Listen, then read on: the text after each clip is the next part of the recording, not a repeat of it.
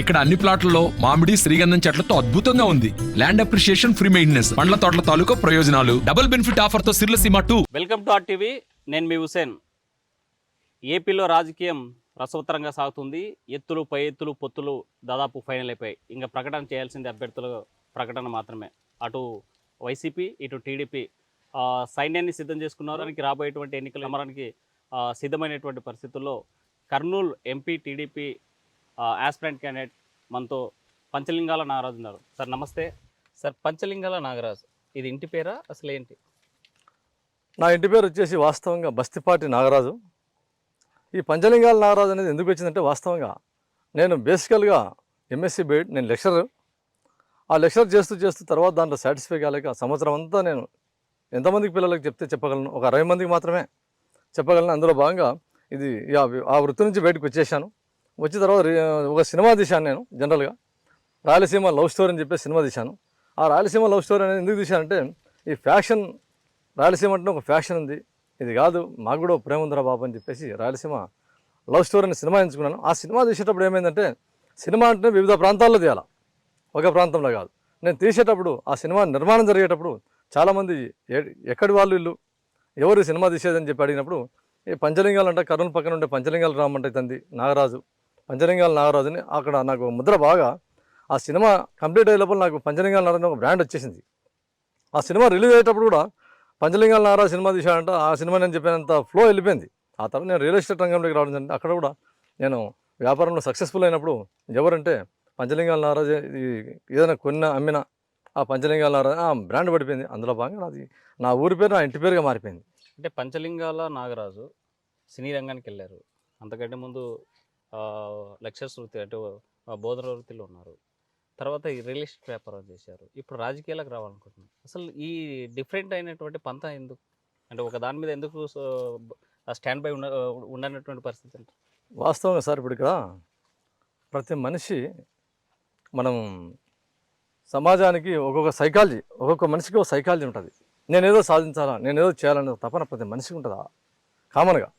నేను చదువుకున్న తర్వాత నేను చదువుకు వృత్తికి న్యాయం చేయాలని చెప్పేసి అందులో భాగంగా ఒక 4 సంవత్సరాలు నేను ఒక లెక్చరర్గా జాబ్ చేశాను. ఒక పార్ట్ టైం లెక్చరర్గా, కాంట్రాక్ట్ బేస్డ్ లెక్చరర్గా. దాంట్లో సాటిస్ఫాక్షన్ లేక ఎంతమంది నేను ఈ పిల్లల్ని తీర్చిదిద్దగలను, నాకు ఇచ్చే 50 మంది 60 మందిని ఈ విధంగా చేస్తే నా సర్వీస్ ఎంత, నేను ఎంతమందికి న్యాయం చేయలేను అని చెప్పేసి బయటికి రావడం జరిగింది. సరే, తర్వాత నేను సేవారంగం చేయాలంటే ఫస్ట్ ఆర్థికంగా పరిపుష్టిగా ఉండాలి. అందులో భాగంగా నేను రియల్ ఎస్టేట్ అనే రంగాన్ని ఎంచుకున్నాను. దాంట్లో సక్సెస్ఫుల్ అయ్యాను. ఆ సక్సెస్ అయిన తర్వాత నేను ఈ రాజకీయ రంగాన్ని ఎంచుకున్నాను. అందులో భాగంగా లోకల్ బాడీ ఎలక్షన్లకు డైరెక్ట్గా మండల పరిషత్ చైర్మన్కి పోటీ చేశాను. ఆ పోటీ చేసిన తర్వాత ఒక ఓటు తేడాతో ఓడిపోవడం జరిగింది. ఆ తర్వాత ఇది కూడా కాదు, మన ప్లాట్ఫారం ఒక చట్టసభల్లో పెద్ద స్థానం ఉంటే కావాల్సినవి అనుకున్న విధంగా మనం నెరవేర్చగలం. పబ్లిక్ ఏదైనా న్యాయం చేయాలంటే కూడా మన చట్టసభలో మన గలాన్ని వినిపించినప్పుడే మనం అనుకున్నవన్నీ ఈ పబ్లిక్కి మనం ఏదైనా చేరవేయగలుగుతామని చెప్పేసి అందులో భాగంగా ఈ కర్నూలు పార్లమెంట్ స్థానానికి నేను ఆశిస్తున్నాను. అంటే మీ కుటుంబ రాజకీయ నేపథ్యం ఏమైనా ఉందా? వాస్తవంగా నాకు రాజకీయ నేపథ్యం అంటే, మా ఫ్యామిలీ వచ్చేసి మా ఫాదర్ వాళ్ళు 4 అన్నదమ్ములు, మాకంతా భూస్వాములు వాళ్ళు పంచలింగాల గ్రామంలో. వాళ్ళు రాజకీయ నేపథ్యం అంటూ వాళ్ళకి లేదు. కాకపోతే నేను పెళ్లి చేసుకునేది పత్తికొండలో. వాళ్ళు గత 30-40 ఏళ్ళ నుంచి రాజకీయాల్లో బాగా బ్రహ్మాండంగా పొజిషన్ ఉన్నారు. వాళ్ళు అక్కడ లోకల్ మార్కెట్ చైర్మన్లు అయితేనేమి, జెడ్పీటీసీ అయితేనేమి, వాళ్ళని నేను చూసి, వాళ్ళు చేసే సేవా రంగాన్ని నేను చూసి నేను కూడా ఆ రంగంలోకి పోవాలని చెప్పి ఒక తపనతో వాళ్ళే నాకు ఇన్స్పిరేషన్గా, నేను ఆదర్శంగా తీసుకొని మా మామగారిని నేను ఈ రాజకీయ రంగంలోకి రావడం జరిగింది. అంటే కురువ సామాజిక వర్గం సంబంధించిన ఒక సింహగర్జన ప్రోగ్రాం జరిగింది. అసలు ఆ సభ ద్వారా మీకు ఉన్నటువంటి డిమాండ్స్ ఏంది? ఆ రకంగా ఈ పార్టీలకు ఏమైనా డిమాండ్స్ అప్పీల్ చేయగలిగారా? అదేమైనా సక్సెస్ అయిందా? వాస్తవంగా ఆలూరులో కురువ సింహగర్జన అని చెప్పేసి ఒక ప్రోగ్రాం ఏర్పాటు చేసుకోవడం జరిగింది. ఎందుకంటే ఎలక్షన్స్కి బిఫోర్ ఈ కురువల యొక్క డిమాండ్స్ ఖచ్చితంగా మా గలాన్ని వినిపించాలనే సదుద్దేశంతో ఒక కర్నూలు పార్లమెంట్ వైడ్గా ఆలూరు అయితే ఆ ప్రాంతంలో మా కురవలంతా ఎక్కువ ఉన్నారని చెప్పేసి ఆ ప్రాంతాన్ని సెంటర్ పాయింట్ చేసుకొని అక్కడ పత్తికొండ అయితేనేమి, ఆదోని అయితేనేమి, మంత్రాలయం అయితేనేమి, కోడుమూరు అన్నిటికీ సెంటర్ పాయింట్ అవుతుందని చెప్పేసి ఆలూరుని సెలెక్ట్ చేసుకొని ఒక కురవ సింహగర్జన ద్వారా మేము ఒక మెసేజ్ పంపాం ఇరు రాజకీయ పార్టీలకు. ఎస్పెషల్ ఏమని పంపించామంటే, వాస్తవంగా ఈ బీసీలలో ఉండే కుల జాబితాలో కురవ కులం అనేది ఎక్కడ ఉందనేది కూడా ఇంతవరకు పెద్ద క్వశ్చన్ మార్క్. మాకు అప్పట్లో బిఆర్ అంబేద్కర్ గారు రాజ్యాంగంలో పొందుపరిచారు. వీళ్ళు ఎందుకంటే సంచార జాతి వాళ్ళు, వీళ్ళు గొర్రెల కాపర్లు వీళ్ళ వృత్తి. ఈరోజు ఇక్కడ ఉంటే రేపు కొండల మీద ఉంటారు, కొండల మీద ఉంటే ఇంకోసారి నదుల పక్కన ఉంటారు. వీళ్ళ పరిస్థితి అగమ్యగోచరంగా ఉందని చెప్పేసి బిఆర్ అంబేద్కర్ గారు ఒక ఆర్టికల్లో 36వ అధికరణ కింద పెట్టేసి మమ్మల్ని ఎస్సీ కుల జాబితాలో పెట్టారు వాస్తవంగా. కానీ మమ్మల్ని ఇంతవరకు వాళ్ళు పరిగణించట్లేదంట. ఆ గెజెట్ ప్రకారం మాకు ఎస్సీ జాబితా సర్టిఫికేట్ ఇంతవరకు రావట్లే. అంటే మమ్మల్ని బీసీలు అంటారు. బీసీ కుల జాబితాలు తీసుకుంటే కురవ అనేది ఉందంటే లేదు. మాదేమి మాదాసి కురవ, మాదారి కురవ, ఒరిజినల్ మాదాసి కురవ, మాదారి కురవ అనేది ఎస్సీ జాబితాలో ఉంది వాస్తవంగా. కాబట్టి మాదాసి కురవ, మాదారి కురవ అనేది ఎస్సీ జాబితాలో ఉంది. కురవ ఎక్కడ ఉంది? మాదాసి కురవ అనే దాంట్లోనే కురవ ఉంది. అందులో భాగంగా మాకు బీసీలు అని చెప్పేసి ఒకే తూతూ మంత్రంగా మాకు బీసీ సర్టిఫికేట్ ఇస్తున్నారు. కానీ బీసీ జాబితా తీసుకుంటే కురవ అనే పదం ఎక్కడ లేదు వాస్తవంగా. అందులో భాగంగా మా డిమాండ్, మొట్టమొదటి డిమాండ్ ఏమంటే ఈ కుల సర్టిఫికేట్ల జారీకై అందులో భాగంగా మేము ఆ సభ ద్వారా ఇరు రాజకీయ పార్టీలకు మా సర్టిఫికేట్లకు న్యాయం చేయండి అని చెప్పేసి ఒకటి అడిగాము. సెకండ్ పాయింట్ వచ్చేసి చట్టసభల్లో మేము ఇంత గణనీయమైన జనాభా ఉన్నాము కదా, మేము మాకు ఒక ఎమ్మెల్యే కానీ ఒక ఎంపీ కానీ ఏ పదవులకు మేము నోల్చుకోలేదు ఇంతవరకు. గత 40 ఏళ్ళలో కూడా ఏ ఒక్క పార్టీ కూడా మమ్మల్ని గుర్తించలేదు ఇంతవరకు. 3%, 2% ఉన్న సామాజిక వర్గాలకు బలంగా రాజకీయ పీట వేసేస్తున్నారు.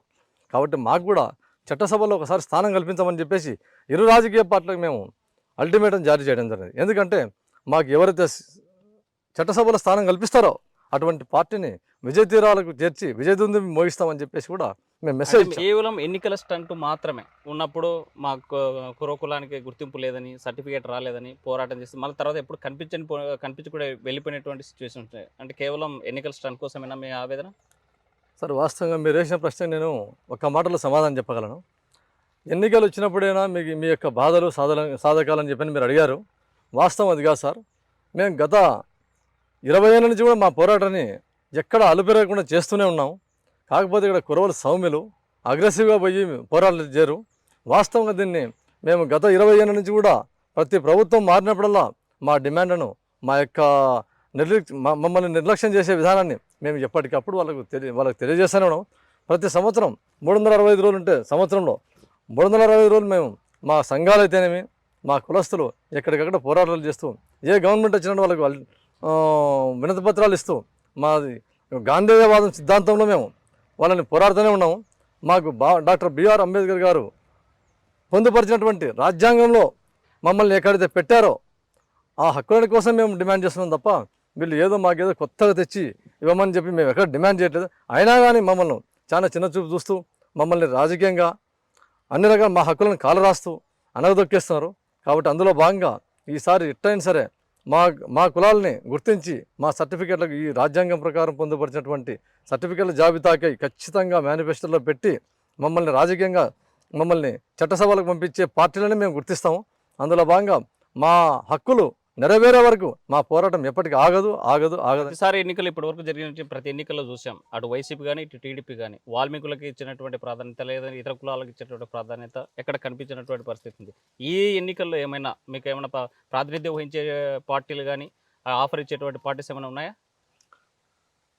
సార్, చాలా మంచి ప్రశ్న వేశారు. ఇదివరకే వారి యొక్క యాస్పిరెంట్లని వైఎస్ఆర్సీపీ పార్టీ ఇప్పటికైతే డోర్లు క్లోజ్ చేసేసింది. కర్నూలు పార్లమెంట్ పరిధిలో ఒక కురబకు కూడా ఒక ఎమ్మెల్యే కానీ ఒక ఎంపీ కానీ ఎక్కడెక్కడ కూడా మాకు స్థానం ఇవ్వలేదు. కాబట్టి ఆ పార్టీకి తగిన బుద్ధి చెప్తాం మేము.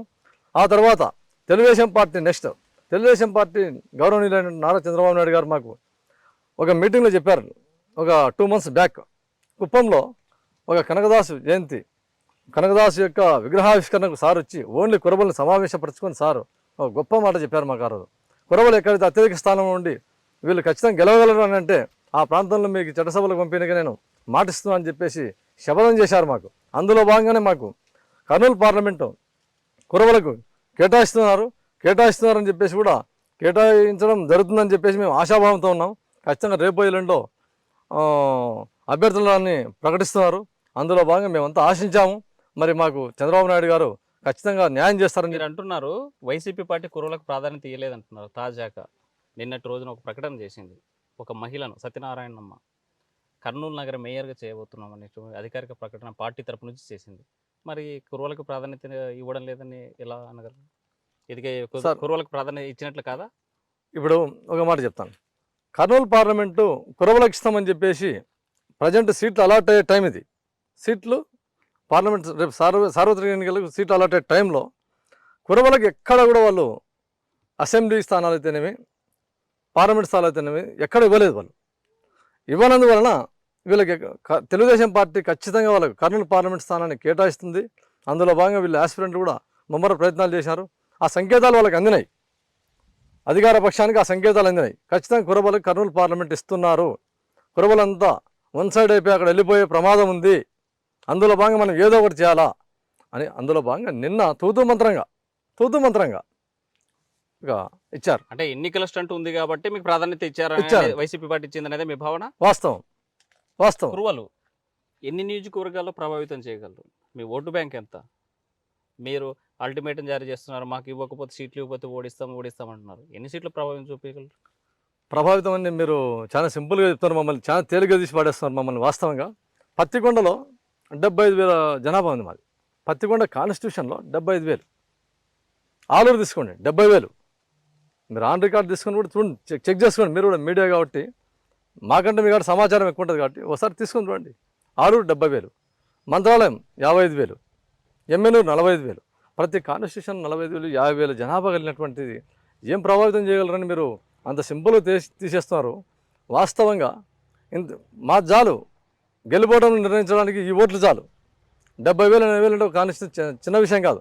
దాని జతకు 40,000, 50,000 వస్తే కూడా బీసీ, ఎస్సీ, ఎస్టీ, మైనారిటీ వర్గాలను కలుపుకుంటే కూడా సునాయాసంగా గెలిచేటువంటి జనాభా కలిగినటువంటి కురవలు.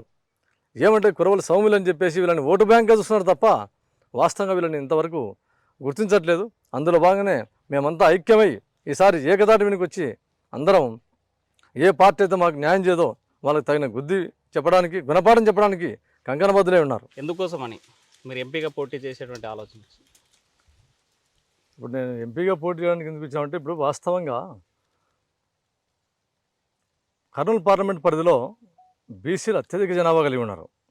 అందులో మొదటి స్థానంలో వాల్మీకులు చాలా గణనీయమైన జనాభా ఉన్నారు. అందులో భాగంగా తెలుగుదేశం పార్టీ 2 సార్లు వాల్మీకి సామాజిక వర్గానికి కర్నూలు పార్లమెంట్ స్థానాన్ని కేటాయించారు. అందులో భాగంగా ఒకసారి నెక్స్ట్ స్థానం కురబలదే అత్యధిక స్థానం. ఇక్కడ ఆ కురబలకు కూడా ఒకసారి మాకు అవకాశం ఏంటి సార్? చట్టసభల్లో మేము ఏనాడు గత 40 ఏళ్ళ నుంచి ఏ రోజు మేము చట్టసభలకు నోచుకోలేదు. ఒక అవకాశం మాకు ఏంటని చెప్పేసి మా తెలుగుదేశం పార్టీ అధ్యక్షుడైనటువంటి నారా చంద్రబాబు నాయుడు గారిని కలిసి పదే సంఘాల తరపున అయితేనేమి, వ్యక్తిగతంగా అయితేనేమి కలిసి విన్నవించుకోవడం జరిగింది. అందులో భాగంగా మాకు చంద్రబాబు నాయుడు గారు చాలా గట్టి హామీ ఇచ్చారు. కురబలు ఎక్కడైతే గెలుస్తారో అక్కడ మీకు ఖచ్చితంగా స్థానం ఇస్తాం, మీరు ఒకసారి గెలిచి రండి అని చెప్పని. అందులో భాగంగా మా కర్నూలు పార్లమెంట్ ఈసారి కురబలకు ఇస్తామని చెప్పేసి అధినాయకత్వం మాకు మాటిచ్చినందువలన అందులో భాగంగా ఈ కురబకలంలో ఎంతోమంది ఆశావహులు ఉన్నప్పటికీ అందులో నేను ఒకనిగా ఈ కురబకలం నుంచి పోటీ పడడానికి రాజకీయంగా సేవారంగాన్ని ఎంచుకొని నేను అందులో భాగంగా ఈరోజు కర్నూలు పార్లమెంట్ అభ్యర్థిత్వానికి ఆశిస్తున్నాను. పోటీ చేస్తానంటున్నారు కదా, ఈ కర్నూలు పార్లమెంట్లో ఏమేమి సమస్యలు ఉన్నాయి, ఏ ప్రాంతంలో ఏం కావాలని కనీసం అవగాహన ఉందా మీకు? ఏం సార్ అంత పెద్ద మాట అంటారు మీరు? వాస్తవంగా నేను రైతు కుటుంబం నుంచి వచ్చినటువంటి రైతు బిడ్డను. నేను సాగునీరు అంటే ఏమో తెలుసు నాకు, త్రాగునీరు అంటే తేడా అని తెలుసు నాకు. కర్నూలు పార్లమెంట్ నుంచి, కర్ణాటక నుంచి తుంగభద్ర నది ప్రవాహం అంతా కర్నూలు పార్లమెంట్ మీదుగా రైతుల గుండెల మీద మారిపోతుంది అంత. వాస్తవంగా ఎన్నో ఏళ్ళు మనకు ఇంత స్వాతంత్రం వచ్చి ఎన్ని సంవత్సరాలు అయితే కూడా ఒక ఎకరా కూడా సాగునీరుకు నోచుకోలేకపోతుంది కర్నూలు పార్లమెంట్ రైతాంగం అంతా. వాస్తవంగా కిందికి పోయిన తర్వాత డ్యాములు బ్రహ్మాండంగా కట్టేసుకొని మిగులు జలాలు కిందికి వెళ్ళిపోయి కింది ప్రాంతం అంతా సుభిక్షంగా ఉన్నారు. కర్ణాటక కూడా తీసుకోండి, కర్ణాటక నుంచి ఆంధ్రాలోకి ఎంటర్ అయ్యాక వాళ్ళు హోస్పేట పెట్టుకొని బ్రహ్మాండంగా వాళ్ళు సస్యశ్యామలంగా ఉన్నారు. కర్ణాటక నుంచి కర్నూలు జిల్లాలోకి ఎంటర్ అయితేనే అగమ్యగోచరంగా ఉంది రైతుల పరిస్థితి. వాళ్ళ బాధలు వర్ణనాతీతం. ఒక్కొక్కరికి 20 ఎకరాలు 30 ఎకరాలు పొలాలు ఉన్నా కూడా వలసలు వెళ్ళిపోతున్నారు వాళ్ళు. ఎందుకంటే వర్షాధారం మీద డిపెండ్ అయ్యే వాళ్ళు ఆ వర్షాలు పడక ఆ సాగు చేసుకోలేక వలసలుగా మారిపోయారు. రైతులైనా కూడా ఇంటి దగ్గర చిన్న చిన్న పిల్లల్ని వదిలేసి వాళ్ళు వలసలు పోయే పరిస్థితి. ఏం కర్మ ఇది? ఒక్కొక్క రైతు 20 ఎకరాలు పొలం పెట్టుకొని వలస పోయే కర్మ దాపురించిందంటే కర్నూలు పార్లమెంట్లో ఉండే రైతాంగం యొక్క దీనావస్థ వర్ణించలేనిది వాస్తవంగా. నేను ఒక రైతు బిడ్డను కాబట్టి నేను చెప్తున్నా, నేను వచ్చిన తక్షణమే చట్టసభలో నాకంటూ ఖచ్చితంగా 5 సంవత్సరాల కాలం ఇచ్చారంటే గెలిపించినను. అంటే ప్రతిసారి ఎన్నికలప్పుడు మాట్లాడినటువంటి మాటలే కదా, అందరూ గతంలో పోటీ చేసినట్టు నాయకులు, గెలిచినటువంటి నాయకులు మాట్లాడిన మాటలే. అలాగే మీరు కూడా మిగిలిపోతారా? ఒక్కసారి నాకు అవకాశం ఇచ్చి చూడండి కర్నూలు పార్లమెంట్ ప్రజలందరూ కలిసి. నేను ఖచ్చితంగా నేను ఏదో పదవి వ్యామోహంతో వచ్చేటువంటి వ్యక్తి కాదు ఈ పంచలింగాల నాగరాజు. ఖచ్చితంగా నా వంతు పాత్ర ఏందో అమోఘంగా పోషించి నేను ఒక చదువుకున్న వాడిగా, ఒక విద్యావేత్తగా నేను ఖచ్చితంగా నేను మాటిస్తున్నా. డే 1 నుంచి నేను నా సంకల్పం అంతా వేదవతి ప్రాజెక్టు, గుండ్రేవుల ప్రాజెక్టు, ఈ రెండింటిని సాధ్యమంత వరకు కంప్లీట్ చేసి ప్రతి ఎకరాకు సాగునీరు ఇవ్వడమే నా లక్ష్యం. అదేగాక పారిశ్రామికంగా కూడా సాధ్యమైనంత డెవలప్మెంట్ చేస్తాను. ఎందుకంటే పత్తికొండలో ఎన్నో ఏళ్ళ నుంచి అక్కడ టమాటాలు పండించి జ్యూస్ ఫ్యాక్టరీ కోసం వాళ్ళ బాధ చెప్తే తీరదు వాస్తవంగా. ఒక జ్యూస్ ఫ్యాక్టరీ వేయడానికి ఎన్ని గవర్నమెంట్లు మారిపోయినాయి, వాళ్ళ పరిస్థితి చెప్పలేనంత ఉంది. కాబట్టి ఆ ప్రాంతంలోది ఎమ్మెనూరు ప్రాంతానికి వస్తే టెక్స్టైల్ పార్కు, జొన్నగిరి ప్రాంతానికి అక్కడ వెళ్ళిపోతే పాలు విపరీతంగా సేకరిస్తారు. అక్కడ ఆ పాల డైరీలు అయితేనేమి. ఈ విధంగా ఏ ప్రాంతానికి ఆ ప్రాంతంలో పరిశ్రమలు తీసుకొచ్చి ఈ నిరుద్యోగులకు కూడా ఉద్యోగ వ్యవస్థ ఏర్పాటు చేయడానికి పారిశ్రామికంగా బాగా డెవలప్ చేసి సంకల్పం. అంటే పారిశ్రామికంగా, ఇరిగేషన్ పరంగా ఈ రెండు చేసామంటే ఆల్రెడీ ఈ కర్నూలు పార్లమెంట్ అంతా మరో కోస్తా, మరో కోనసీమ మాదిరి తయారవుతుందని చెప్పేసి నాకు నిండుగా ఉంది. నాకు ఏ ప్రాంతం మీద, ప్రతి కాన్స్టిట్యూషన్ మీద ఎక్కడెక్కడ ఏ సమస్యలు నాకు ఫుల్ అవగాహనగా ఉంది. కాబట్టి నా వంతు పాత్ర అమోఘంగా చేయడానికి నేను సిద్ధంగా ఉన్నా. ఫైనల్గా చెప్పండి, ఒకవేళ మీకు ఎంపీ సీటు టీడీపీ కేటాయిస్తే ఈ నియోజకవర్గ ప్రజలకు ఏం చేస్తారు, ఏం చేయబోతున్నారు, ఏం చెప్పాలనుకుంటున్నారు? నేను కర్నూలు పార్లమెంట్ ప్రజలకు నేను చెప్పేది ఒక ముఖ్యమైన విషయం సార్. నాకు నిజంగా చట్టసభలో స్థానం కల్పిస్తే ముఖ్యంగా నేను చేయబోయేటివి ఏమంటే, మనకు ఇప్పటికే అరకొర భారతున్నటువంటి ఎల్ఎల్సిని ఆధునీకరించి సంపూర్ణంగా మనకు బచావత్ ప్రకారం ఉన్నటువంటి అలాట్మెంట్ ప్రకారం ఆ నీళ్ళు సంపూర్ణంగా తీసుకుని రావడానికి ఎల్ఎల్సి విషయంలో మొదటి ప్రాధాన్యం చేస్తాను. ఆల్రెడీ అది రన్నింగ్లో ఉంది కాబట్టి.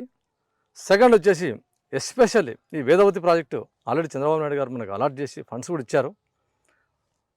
వేదవతి ప్రాజెక్టును మరియు గుండ్రేవుల ప్రాజెక్టును ఈ రెండింటిని సంపూర్ణంగా కంప్లీట్ చేసి రైతాంగానికి, జాతికి అంకితం చేసే విధంగా చేసే వరకు 5 చట్టసభల్లో ఉన్నంత వరకు ప్రతి క్షణం, ప్రతిరోజు నేను కష్టపడతా వాటి కోసం, రైతాంగం కోసం ఎస్పెషల్లీ. ఆ తర్వాత ఇరిగేషన్ విషయానికి, ఈ నీళ్ళ విషయానికి వస్తే కర్నూలు పట్టణం జనాభా గణనీయంగా పెరిగిపోయినది. తాగడానికి కూడా నీళ్లకు నోచుకోలేని పరిస్థితి. ప్రజెంట్ సమ్మర్ వచ్చేసరికి, ఫిబ్రవరి వచ్చేసరికినే నీటితో కటకటాల పాలైపోతున్నారు. ఇప్పటికే ఇసుక దొందాలతో ఆ సుంకేశ్వర డ్యామ్ని ప్రమాదంలో పడిపోయింది. అందులో భాగంగా ఈ 2024 సంవత్సరానికి కర్నూలు ప్రజలు నీళ్ళు తాగడానికి కూడా ప్రమాద గంటికలు మోగుతున్నాయి. కాబట్టి నేను వచ్చిన తదుపరి ఆ సుంకేశ్వర డ్యామ్ మీద ఎస్పెషల్లీ ఫోకస్ చేసి ఈ కర్నూలు ప్రజలకంతా తాగునీటి సమస్య తీర్చడానికి నా వంతు పాత్ర అమోఘంగా చేస్తాను. అదేగాక హంద్రీనివా ప్రాజెక్టు మన కర్నూలు పార్లమెంట్ మీద చాలా విపరీతంగా పోతూ ఉంది. ఆ ప్రాజెక్టు నుంచి కూడా ఎత్తిపోతల పథకాలు పెట్టేసి ఎక్కడికక్కడ జలాశయాలకు చెరువులను నింపి దాని ద్వారా త్రాగునీరు అయితేనే అనుకోండి, సాగునీరు అయితేనే అవి కూడా ఏర్పాటు చేయడానికి మా గవర్నమెంట్తో శక్తివంచన లేకుండా శ్రమించి నేను పోరాడి ఈ కర్నూలు ప్రజలకు నేను చేస్తాను. అదేగాక ఈ నిరుద్యోగ యువతకు ఎస్పెషల్లీ ఏ ప్రాంతానికి ఆ ప్రాంతానికి అనువైన పరిశ్రమలు తీసుకుని రావడానికి శక్తివంచన లేకుండా నా వంతు పాత్ర అమోఘంగా చేస్తాను. కాబట్టి నిరుద్యోగం, ఇరిగేషను, త్రాగునీరు ఈ 3 సంకల్పంతో నేను ఈ రాజకీయాలకు వస్తున్నాను. పంచలింగల నాగరాజు అలియాస్ బస్తిపాటి నాగరాజు ఒకటే చెప్తున్నారు, నాకు ఒక అవకాశం అండి, ఈ ప్రాంతంలో ఉన్నటువంటి సమస్యల పరిష్కారం కోసం, ఈ ప్రాంతంలో ఉన్నటువంటి రైతాంగ, యువత, విద్యార్థి సమస్యల పరిష్కారం కోసం పనిచేస్తా, ఇక్కడ ఉన్నటువంటి ఇరిగేషన్లు పూర్తి చేయడానికి నా వంతుగా కృషి చేస్తా, సాగునీరుకి ఇబ్బంది లేకుండా చేస్తా, కురువలను గుర్తించున్న రాజకీయ పార్టీకి బుద్ధి చెప్పేందుకు సిద్ధంగా ఉన్నాం. మరి ఏదైతే పార్టీ మాకు గుర్తింపునిస్తుందో ఆ పార్టీకి పనిచేయడానికి సిద్ధంగా ఉన్నామంటున్నారు పంచలింగల నాగరాజు. వీడియో జర్నలిస్ట్ చంద్రశేఖర్తో Hussain, RTV Kurnool. Thank you sir. మరిన్ని వీడియోస్ కోసం ఛానల్ సబ్స్క్రైబ్ చేయండి, లేటెస్ట్ అప్డేట్స్ కోసం వాట్సాప్ ఛానల్ ఫాలో చేయండి అండ్ లింక్ డిస్క్రిప్షన్ లో ఉంది.